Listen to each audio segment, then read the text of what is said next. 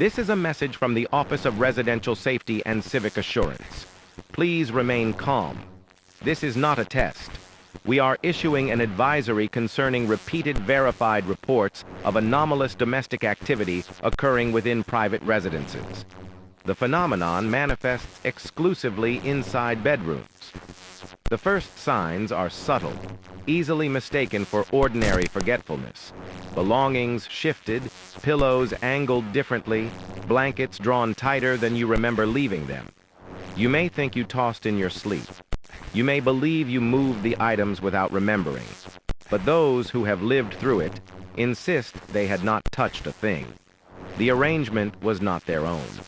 Witnesses describe an almost imperceptible presence in the room, something just beyond sight, standing at the threshold of their awareness. Some reported hearing faint creaks from corners where no weight rested. Others described the steady, rhythmic sound of breathing not aligned with their own. One survivor said it was as if someone was learning their cadence, waiting to exhale when they did, so the two breaths would never overlap. The accounts grow darker the longer the presence is tolerated. Residents who ignored the changes noticed their posture stiffening while asleep, their bodies contorted into unnatural stillness. They awoke not to the sound of movement, but to silence, an oppressive silence that hummed in their ears like pressure on a wound. And then, when their eyes adjusted to the dark, they saw it. The outline of a figure sitting at the foot of the bed, head tilted toward them. Those who attempted to look directly at it report a violent shift in their vision, as though their eyes slid off the shape, unable to land on its features. Yet the figure remained. It did not move. It did not speak. It only leaned closer as the nights went on. Witnesses insist its face was inches from theirs by the third night, mouth hanging open, lips forming words too faint to hear.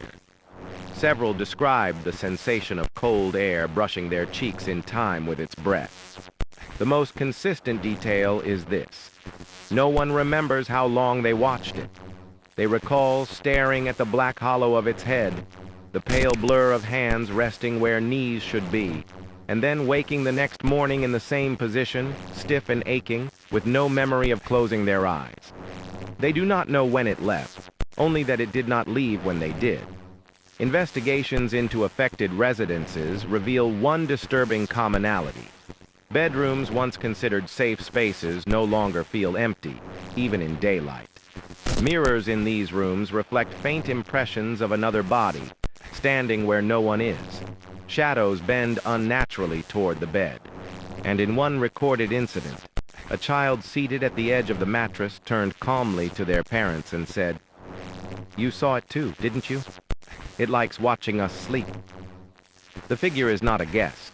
It is not an intruder. It has always been there, behind the drape of your night, crouched just beyond the reach of lamplight. And every time you have felt the urge to pull the blanket tighter, to cover your exposed leg, to glance over your shoulder before sleep, you were right. You were never alone. Do not search for it. Do not speak to it. Do not give it your eyes for too long. Because once it knows you can see it, it does not have to hide anymore. It will sit closer. It will whisper your name. And one night, you will wake to find yourself staring at the ceiling, unable to move, while something breathes steadily in the dark beside your ear. This concludes the transmission. Do not turn off the light. It is already watching.